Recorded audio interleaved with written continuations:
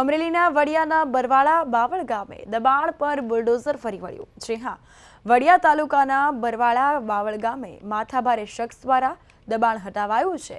બરવાળા બાવળ ખાતે ગામ જે છે તે ગૌચરની જમીન પર થયેલું દબાણ કે જેને તંત્ર દ્વારા દૂર કરાયું છે। તંત્રનું બુલડોઝર ફર્યું છે। ચકાભાઈ સોલંકી નામના શખ્સે સરકારી જમીન પર ગેરકાયદે દબાણ કર્યું હતું। ગેરકાયદેસર દબાણ સામે દિનેશ પરમારે મુખ્યમંત્રી સુધી ફરિયાદ કરી હતી। તો ગેરકાયદેસર બાંધકામને દૂર કરવા ચુસ્ત પોલીસ બંદોબસ્ત સાથે ડિમોલેશન હાથ ધરવામાં આવ્યું છે અને જે ગેરકાયદેસર દબાણ છે તે હટાવાયું છે।